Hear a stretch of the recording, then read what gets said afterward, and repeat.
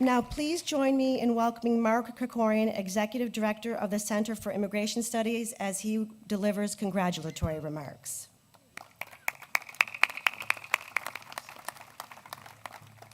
Thank you, Kim.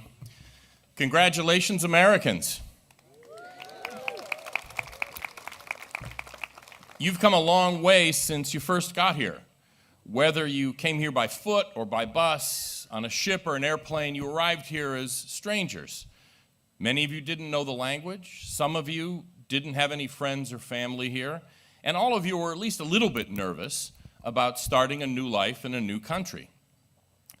Back in the 1600s, when George Washington's great-grandfather, John Washington, crossed the ocean to come here, newcomers who lived through the first year here, who survived the diseases and insects of the New World, were considered seasoned. That's the word they used. And they figured that having made it through the first year, they were likely to survive and build a new life for themselves.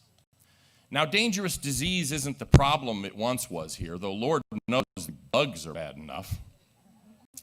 New immigrants still have a lot to learn when they get here, and can have some awkward and embarrassing experiences while they're getting to learning the ropes. My grandfather, for instance, Vahram Marukian was his name, he came to this country as a teenager before World War I. He came to Boston, and he had a relative outside the city he was supposed to join. And the relative told him to go to the train station and take the car to their town, the streetcar or train car. But this relative of his, like many of you probably, was already using English words when he was speaking Armenian. You speak Armenian and put English words in them. My grandfather didn't know any English. And so he heard the word car, which in Armenian means a rock or a stone. So somehow he found his way to his relative's house, knocked on the door, and said, "Here's the rock, what's it for?" Those kind of problems are behind you now. You've learned how to find an apartment and file a tax return and open a bank account. But as comfortable as you've been living in America up to now, until just a minute ago, you weren't Americans. When you had breakfast this morning, you were Romanian or Filipino or Ghanaian or Peruvian, but you'll have lunch as Americans.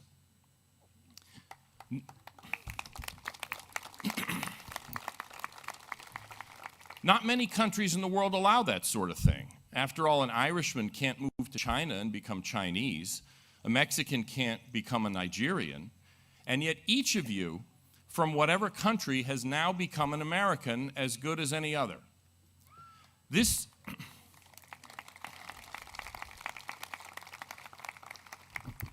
matter of taking American citizenship, of becoming part of the American people, isn't like buying a new set of clothes or a new car. It's a permanent and very serious thing you've done, more like getting married or starting a family. In the Jewish faith, there's this idea that a person who converts, who joins that faith, is considered to have been present in spirit when Moses presented the 10 Commandments 4,000 years ago, even though that person's ancestors weren't there. In a non-religious version of that same idea, now that you've taken your oath of citizenship, you become present in spirit, along with all other Americans, at defining events of our own nation's history. The Indian immigrant, for instance, who just became an American this morning, was present in spirit when George Washington signed the Constitution in Philadelphia in 1787, even though that person's immigrants not only weren't in the room, they weren't even in the country at the time. The Salvadoran immigrant, who became an American this morning, was present in spirit at the Battle of Gettysburg, where our Union was saved 156 years ago yesterday, even though her own ancestors, like mine, were not among the soldiers on that battlefield. The Romanian immigrant who became an American today was present in spirit at Martin Luther King Jr.'s I Have a Dream speech in 1963, even though his ancestors weren't here either. You've now been adopted into America's family. This family isn't just tied by blood relations, but also by common ideals, a common language, a common history, a common culture of many parts, what Abraham Lincoln called the mystic chords of memory.